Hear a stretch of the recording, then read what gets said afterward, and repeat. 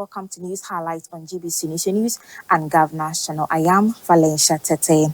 Negotiations between the Fair Wages and Commission and Salary Commission, the University Teachers Association of Ghana, and the Technical University Teachers Association of Ghana over condition of service has stalled.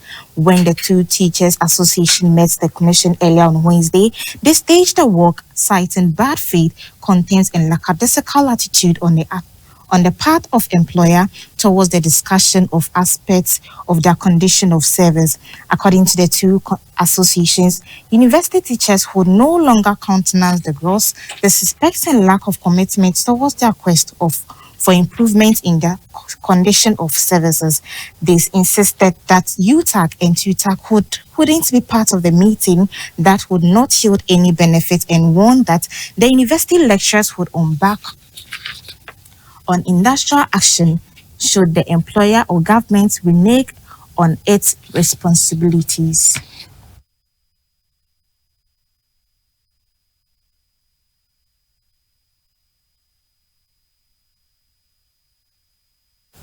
Reports reaching GBC News indicate that the Chief Executive Officer of the National Entrepreneurship and Innovation Program, Mr. Kofi Ofusu-Nkansa, has been picked by the Special Prosecutor.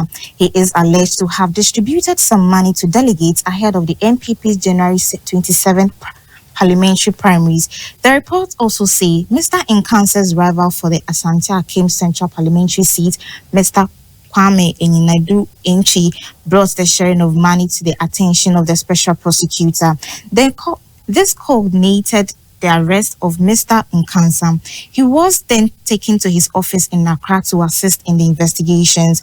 Mr. Nkansa is the primary contender at challenging the incumbent, Mr. Eninadu Enchi, for the Asante Akim Central Parliamentary seat.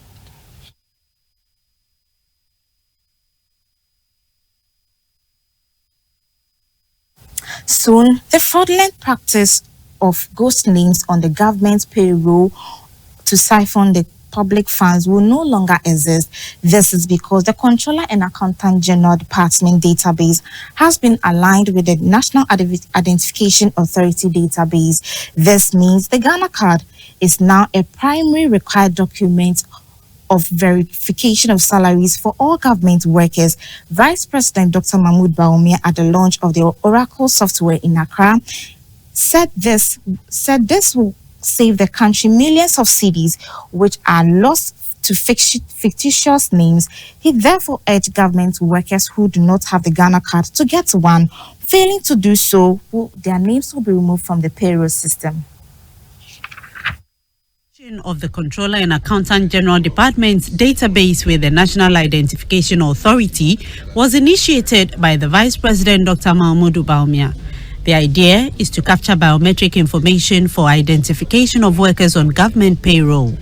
This is to validate and verify information in the processing of salaries of public sector workers on the payroll, including Cap 30 pensioners.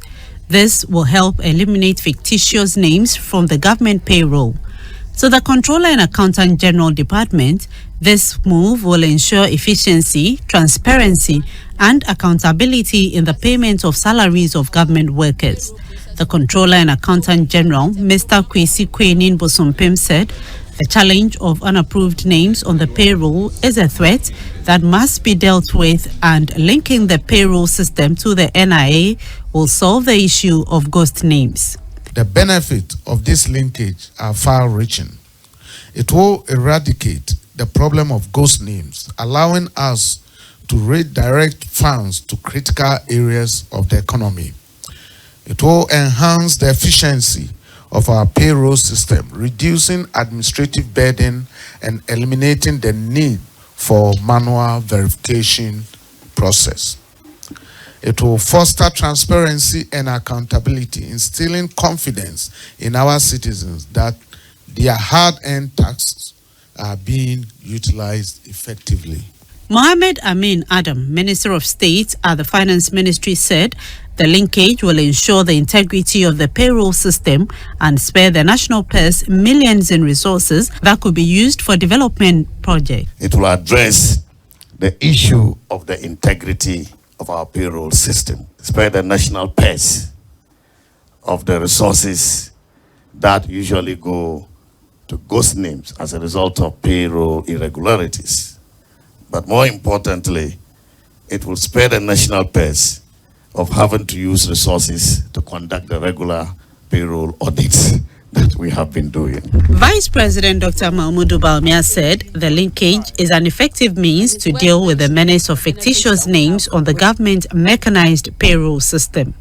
The objective of the linkage that we have done, this historic linkage, is now to make it mandatory for the Ghana card to be used as a means of validation of newly recruited employees, and also the re-verification of existing employees and pensioners on the Government of Ghana mechanized payroll system.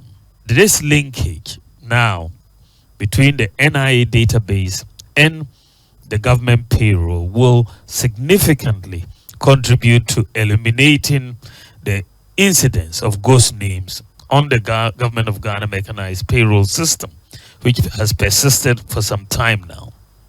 No one under this new system can hide, because the Ghana card, as I said, is linked to your tax identification, linked to your SNIT, linked to your NHIS, linked to your bank account, linked to your SIM card, linked to your DVLA, and so on. You will have to be a real ghost to be able to hide under this new system. The landmark harmonization of the NIA database with the Controller and Accountant General Department follows similar aligning of Social Security and National Insurance Trust (SNIT), the Ghana Health Insurance, Ghana Revenue Authority (GRA), the Driver and Vehicle Licensing Authority (DVLA), various bank accounts and SIM cards, all linked with the Ghana card. The 73-year group of Wesley Girls Senior High School, Cape Coast, has donated 50,000 Ghana cedis to the ARC Foundation, a non-profitable organization that focuses on the protection of abused women and children. The donation forms part of the year's group Golden Jubilee celebration. The ARC Foundation, founded on Christian principles, has been a pillar of support for countless individuals, offering them a refuge from violence and oppression.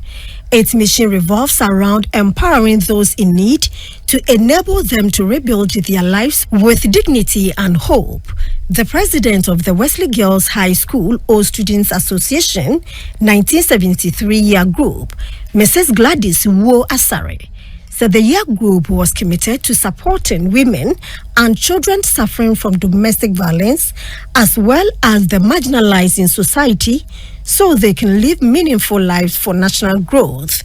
Executive Director of the ARC Foundation, Mrs. Angela Jamina Boaje, said over the foundation's 25 years existence, it has been able to support hundreds of citizens.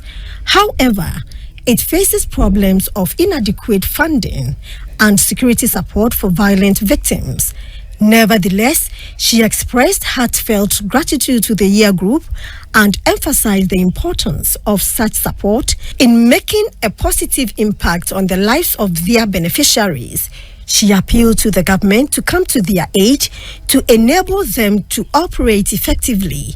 Services provided by the ARC Foundation include counseling, domestic violence intervention, sexual and gender violence intervention, social support, family legal aid and adversary support, trauma prevention and support, mental health support services, shelter rehabilitation, resettlement and reintegration, advocacy, education and training. And that's how we end News Highlight on GBC News and Governance Channel. Have a good day.